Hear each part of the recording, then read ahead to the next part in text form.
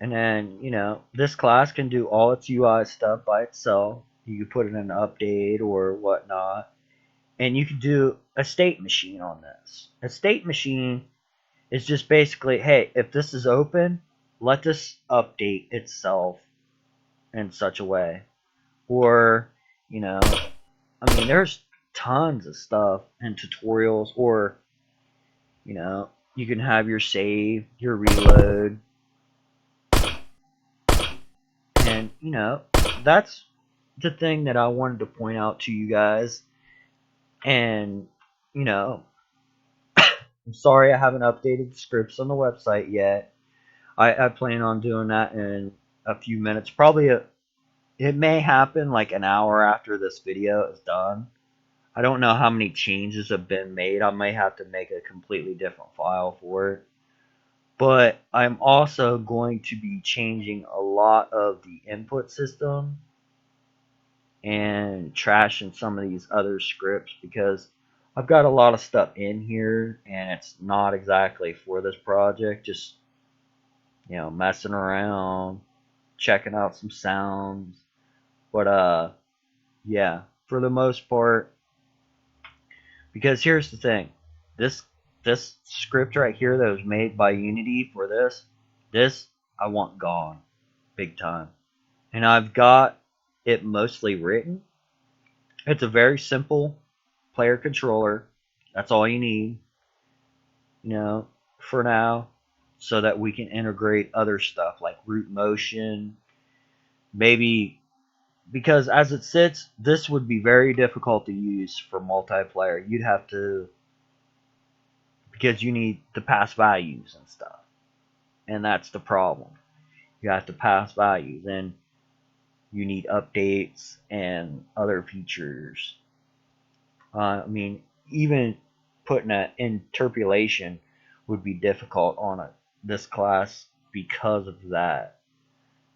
You don't really need this, but I would like to take this class right here, strip it down to what I want, and then I plan on putting the weapon manager a part of this class.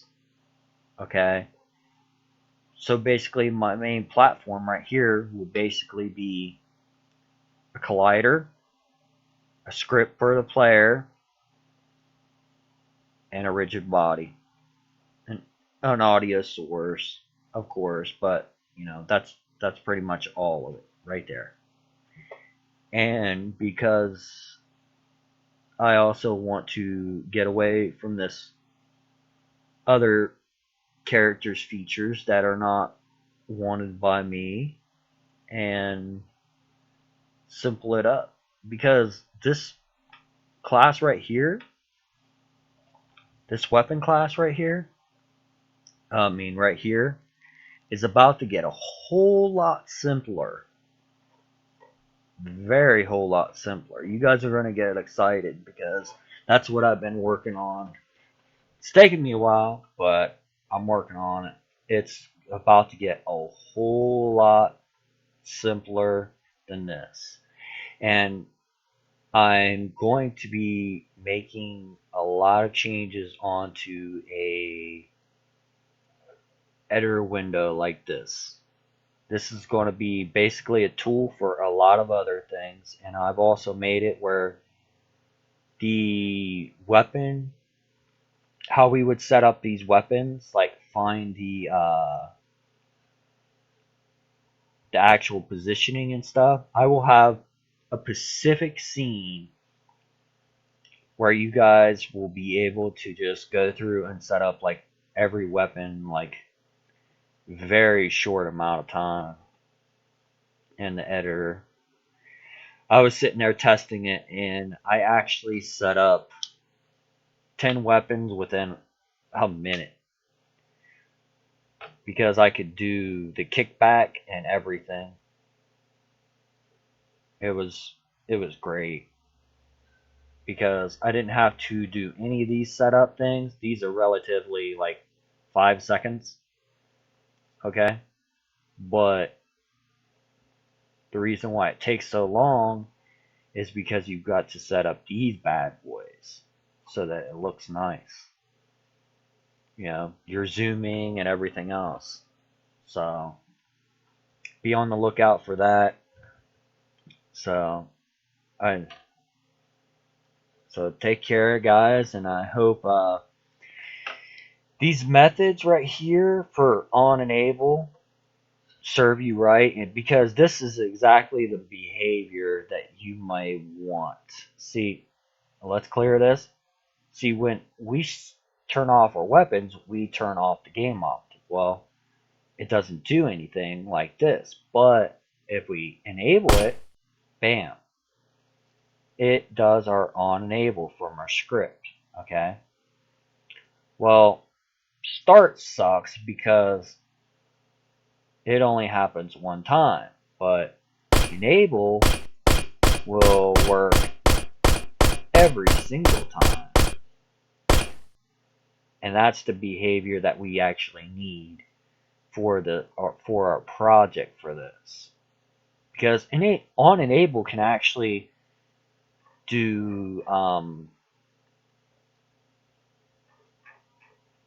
maybe some animation that you guys have, like you flick a little knife and be all cool or something. I don't know. Maybe load some information. I mean, I have no idea what you guys will use that for, and it it could blow my mind. But yeah, that's what I wanted to get to you guys. Now, play around with these a little bit, okay? Even if you make these public, just saying they don't show up in the inspector, so you can't pull them over. So in your start, you always have to go this UI equals this. Then you can start pulling stuff. But your weapon class will always start null until your weapon in the game um, here it is, set up weapon. This is the method that you'll need to do out of your example class at the bottom. See, get UI, returns the UI, public static example class setup weapon, and we require a weapon, which we just label a small thing because you always have to have something that follows. And then we set the weapon variable up here that's static to this. So we just pass it and we return null because we don't need to return anything for this. But if you don't put return null, it will actually give you an error. You always have to do a return type. See, it should compile, compile, compile, come on. Blah, blah, blah. Oh, see, not all code path return to value. So you have to pass it a value. Okay, it will not let you do anything else. But hope this helps you. And I know these static classes like this and everything else, some people don't like them, some frown upon them. There's all kinds of things because they don't like global variables and things like that. But for a UI, you're only going to have one. So come on. It's not that big of a deal. And it keeps you from doing slow, retarded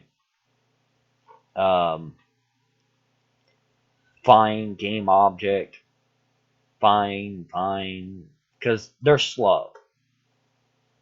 But, because the reason why they're slow and they're not used by me is because you can't tell what you're going to find if you have multiple scripts. So, this is a lot harder to use sometimes. But all methods are good, but I'm trying to give you an example of what could be better for you. Because, one thing might be great, but the other thing may not. So, like, hit subscribe. I'll see you guys on the flip side. And take care.